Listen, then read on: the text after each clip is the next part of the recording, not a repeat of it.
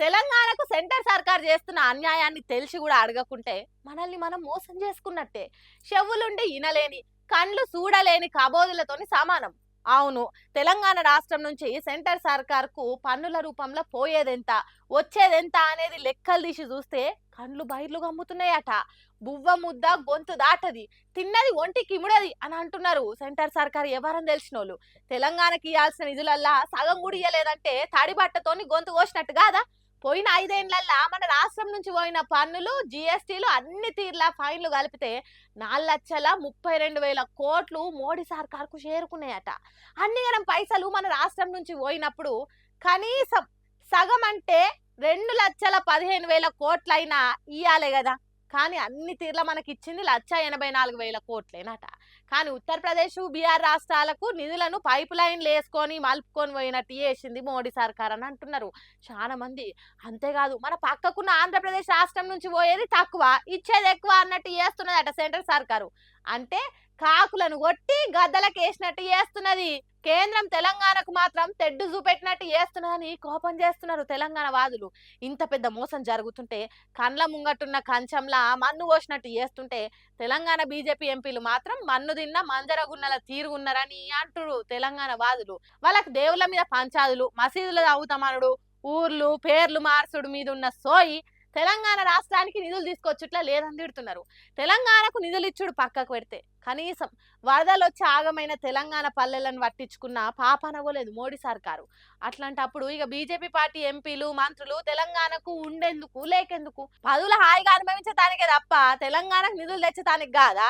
చేన్లు శెలకలల్ల పెట్టే దిష్టి బొమ్మల కంటే అధ్వానంగా ఉన్నారు తెలంగాణ బీజేపీ ఎంపీలు. ఆ దిష్టి బొమ్మలైనా చేను కాపు కాసినట్టుంటాయి కానీ బీజేపీ ఎంపీలతోనైతే పైసా మందం ఫాయిదా ఉండదని అంటుర్రు. ఏపీ సీఎం చంద్రాలు సెంటర్ల కావాలి కాబట్టే ఆ రాష్ట్రానికి ఎక్కువ పైసలు ఇస్తున్నారు. మరి మన రాష్ట్రం బీజేపీ ఎంపీలు అక్కర్లేదా? అంటే వీళ్ళేమో మోడీ ఏం చెప్తే దానికి గొర్రెల తీరుగా తాలకాయలు ఊపుతారు కాబట్టి, వీళ్ళు చిన్నపిల్లల తీరుగా నోట్లే లాలిపాపులు పెట్టుకొని ఉంటారు కాబట్టి మోడీ మన రాష్ట్రాన్ని పట్టించుకోడు. ఆయన తల్లిని చంపి బిడ్డను బయటకు తీసిండ్రని నిండు పార్లమెంట్లో నిలబడి చెప్పిన మోడీ తెలంగాణకి ఇంతకంటే ఎక్కువిస్తాడు అనుకున్నాడు కూడా మనదే పొరపాటే అంటున్నారు. వాళ్ళకు మతం పేరుతోని పంచాయతీలే కావాలి కానీ మన మంచొద్దు. ఏందో ఏమో ఈ బీజేపీ పార్టీలకు తెలంగాణ అంటే ఇష్టం ఉన్నదో లేదో అన్నట్టే చేస్తున్నారని గట్టిగానే గరమవుతున్నారు తెలంగాణ ఇంకింత తెల్ల కావాలని కోరుకునే స్వరాష్ట్రవాదులు. ఇండిగో కంపెనీ విమానాలకు ఏమైందో ఏమో కానీ ఇండియాలో ఉన్న ఎయిర్పోర్ట్లు జాతర తీరుగా మారినాయి. ఉసుకే పోస్తే రాలనంత మందితోని కిటకిట కిటలాడుతున్నాయి. ఇంతకు ముందే చెప్పుకున్నాం కదా, మెడదగి పడ్డట్లు ఒక్క పారే విమానాలు రద్దయి జనం బడరాని పాటలు పడుతున్నారని. అగో అది ఇంకింత ఎక్కువ అవుతున్నది. విమాన స్టేషన్లు కావవి చేపల మార్కెట్లు అన్నట్టు తయారైనాయి. వరుసగా 4 రోజుల నుంచి నరకం చూస్తున్నారట విమాన ప్రయాణాలు చేసేటోళ్ళు. ఇగో బయట దేశం అక్క చూడుండ్రి ఎసొంటి కోపం ఎల్లగక్కుతున్నదో.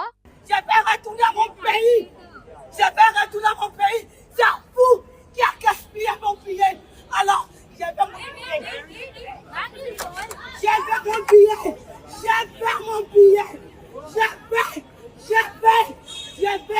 Je vais retourner en France. Je vais. Personne. Je vais retourner en France. Je vais mon billet. ఆమె మాట్లాడే భాష తెలియదు కాబట్టి బతికిపోయిన అక్కడ ఉన్నోళ్ళు కానీ తెలిసేది ఉంటే చెవుల నుంచి రక్తాలు గారేటట్టున్నదా అక్క తిడుతున్న తీరు. కస్టమర్ సర్వీస్ కౌంటర్ ఎక్కిందంటే ఎంత కోపంతో ఉన్నదో చూడుండ్రి. ఇవాళ అడ్డం పోతే మయ్యర కొట్టేంత కోపంతో ఉన్నది. మన దేశము ఎందుకు వచ్చిందో ఏ దేశం పోవాలనో తెలియదు కానీ కొద్దిసేపు ఎయిర్పోర్ట్ ఎయిర్ తీసినంత పని చేసింది. ఇక దీని మీద కాంగ్రెస్ పార్టీ లీడర్ రాహుల్ గాంధీ ట్విట్టర్లో పోస్ట్ రాసిండు. మోడీ సర్కారు ఒంటెద్దు పోకడ వల్లనే గిట్లయింది. దేశంలో ఓ 2-3 విమానం సంస్థలుంటే ఇంత తిప్పలయ్యేది కాదు. దేశం మొత్తానికి ఇండిగో ఒక్కటే ఉండాలి అన్నట్టు, వాళ్ళ వ్యాపారాలే బాగుపడాలి అన్నట్టు ఇండిగోతోని మోడీ మ్యాచ్ ఫిక్సింగ్ చేసుకున్నారు. ఇప్పుడు దేశంలో అల్లకల్లోలం పుట్టించిండ్రు అన్నట్టు సోషల్ మీడియాలో రాసుకొచ్చిండు. ఇదే ముచ్చట మీద తెలంగాణ మాజీ మంత్రి కేటీఆర్ దేశంలో నడుస్తున్న విమాన దందా ఎట్లున్నదో, సెంటర్ సర్కార్ చేసేదేంటిదో ఈ గురంగా చెప్పిండు. ఇండిగో వాడు మొత్తం బంద్ పెట్టిండు. ఎందుకు బంద్ పెట్టిండు? ఇది గమ్మత్తైన ఉదాహరణ మీరు చెప్తే అర్థం చేసుకుంటే మీకు అర్థమవుతుంది నేనేం చెప్తున్నాను. సంవత్సరం కిందట సివిల్ ఏవియేషన్ మినిస్ట్రీ కొన్ని రూల్స్ పాస్ చేసింది. ఏమని? శ్రమ దోపిడీ చేయొద్దు, వారానికి ఒక పైలట్ అంటే ఆయన గింతనే నడపాలి, ఇంతకంటే ఎక్కువ నడపద్దు అని చెప్పి సంవత్సరం కింద రూల్స్ పాస్ చేసిండ్రు. సంవత్సరం కిందటనే వాళ్ళు కొన్ని డైరెక్షన్స్ ఇచ్చిండ్రు. DGCA, director general of civil aviation. IndiGo, air India రెండే ఉన్నాయి భారతదేశంలో, ఇంకోటి లేడు. ఇప్పుడు ఏమైందంటే ఇది లిటరల్గా ఇద్దరు వ్యక్తుల చేతులు మొత్తం భారతదేశంలోని విమానయానం మొత్తం 2 సంస్థల చేతులు ఆధీనం అయిపోయింది. సంవత్సరం కింద కేంద్ర ప్రభుత్వం చెప్పినా శ్రమ దోపిడీకి అలవాటు పడ్డోడు దాన్ని మార్చుకోక పని చేయలే, ప్రత్యామ్నాయం ఏర్పాటు చేసుకోలే. దాంతో ఏమైంది, నిన్న ఒక్క రోజు 1000 విమానాలు క్యాన్సిల్ అయినాయి. 1000, ఒకటి కాదు, 2 కాదు. మరి ఏమవుతుంది, ఎయిర్పోర్ట్ బస్ స్టాండ్ అయిపోయింది. ఒక ఇండిగో, ఒక ఎయిర్ ఇండియా రెండే మిగిలినాయి ఇప్పుడు భారతదేశంలో. ఒకటి టాటా, ఇంకోటి ఇండిగో. వాళ్ళ చేతులకు పోయింది దేశం. వాళ్ళు ఇప్పుడు ఎస్ అంటే ఎస్, నో అంటే నో. ఆఖరికి ఏమైంది తెలుసా, 5 రోజుల తర్వాత కేంద్ర ప్రభుత్వం మేల్కొని వాళ్ళు ఇచ్చిన ఆర్డర్ వాళ్ళే వెనకకి తీసుకుని తీయాలి. వాళ్ళు ఏ ఆర్డర్ అయితే ఇచ్చిర్రో, ఇండిగో వాడు మారలే, ప్రైవేట్ వాడు దిగిరాలే. నేను తప్పు చేసినా అని ఒప్పుకుంటలేడు. వానికి ఫైన్ వేసే దమ్ము లేదు ప్రభుత్వానికి. పోర్టులు, సీ పోర్టులు, రైల్వేలు మొత్తం ఇచ్చేస్తే ప్రైవేట్ వాళ్ళకు, అది కొంతమంది చేతుల్లోనే ఉంటే వాడు మునిగితే మొత్తం దేశం మునుగుతుంది. దానికి గొప్ప ఉదాహరణ ఇవాళ మన కళ్ళ ముంగట. హాగనట దేశం మొత్తం ఒకళ్ళిద్దరు చేతిలో పెడితే ఎట్లా దివాలా తీస్తుందో మోడీ దేశం దివాలా తీసే గతికి తెచ్చిండో చెప్పిండు.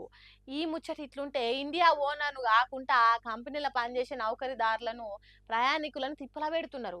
పాపం వాళ్ళకి ఏం తెలియదు, వాళ్ళు కూడా ఏం చేయలేని పరిస్థితులు ఉన్నారు కాబట్టి వాళ్ళ మీద దాడులు చేసుడు, విమానాశ్రయంలో ఉన్న సామాన్ల మీద కోపం చూపెట్టకుండ్రని సినిమా హీరో సోను సూద్ బతిలాడుతున్నాడు ప్రయాణికులను.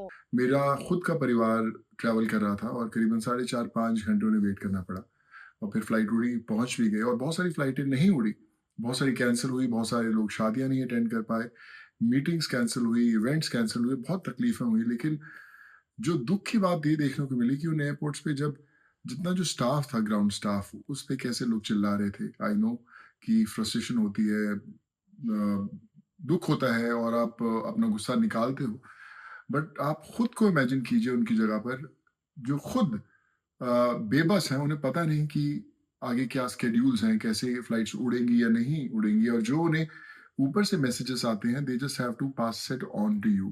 सो जो लोगों ने रिएक्ट किया, जिस तरह से लड़ाई झगड़े हो रहे थे, I think it's very very unfortunate. ये वो स्टाफ है सर्विस इंडस्ट्री का जो हम लोग का ध्यान रखता है. हमेशा उनके चेहरे पर स्माइल्स रहती हैं, चाहे वो इन फ्लाइट क्रू की बात करें या ऑन ग्राउंड क्रू की बात करें. हम एस्कॉर्ट करते हैं, ध्यान रखते हैं सब लोगों का. सो आई थिंक हमारी रिस्पॉन्सिबिलिटी बनती है, जब मुश्किल आती है उन पर, तो हम भी उनका साथ दें. ये उनकी गलती के कारण नहीं, बहुत सारे सिस्टम्स की प्रॉब्लम के कारण ये डिले हो रहे थे और वापस भी हो जाएंगे. But I think as responsible citizens it's very very important for us कि हम लोग मेक श्योर करें कि हम उन पर रिएक्ट ना करें, because they are helpless and they don't have any answers. And please try to keep cool. अपना जो गुस्सा है उसे कंट्रोल कीजिए और रिस्पेक्ट कीजिए. वो भी घर से बाहर निकले हैं अपनी ड्यूटीज निभाने के लिए, और हमारी ड्यूटी बनती है कि हम वैसे ही मुस्कुराकर उनसे मिले जैसे वो लोग हमसे मिलते आए हैं. ఎవలని చెప్పినా 1 రోజు 2 రోజులు 4 రోజుల నుంచి ఇట్లా ఇక్కట్లు పెడితే ఎందుకు ఊకుంటామన్నట్టు ప్రయాణికులు చేస్తున్నారు. ఎయిర్పోర్ట్లన్నీ బ్యాగులతోని, లగేజ్లతోని, చిన్న పెద్ద ముసలి ముతకలతోని తేనె తెట్టల మీద ఈగల తిరగ తయారైంది. ఇంత ఘోరంగా ఉన్నందుకు పరిస్థితి చేయి దాటిపోకుండా సెంటర్ సర్కారు చాలా రూట్లకు అదనంగా రైళ్లను వేసింది. కొన్ని రైళ్లకు ఎక్కువ బోగీలు కలిపి రైళ్లు నడుపుతున్నది. విమాన ప్రయాణం కాకుండా అజరంతో ఓపిక పట్టుకొని రైళ్లలో ఓన్రి దేశానికి సహకరించుండ్రు అన్నట్టు బతిలాడుతున్నది. ఈ తిప్పల ఎన్నడు తీరుతుందో ఏమో గాని, ఇంత డెవలప్ అయింది అంత డెవలప్ అయిందని చెప్పుకుంటున్న దేశం పరువు బయట దేశాలలో పోతున్నది. మరి మోడీ సర్కార్ ప్రతిపక్షాలకు ఏమని సమాధానం చెప్తాడో ఏమో గాని, పబ్లిక్ ఎయిర్పోర్ట్లల్లో పోరాటం బాగానే చేస్తున్నారు. ముందు ముందు ఇంకేమైతుందో.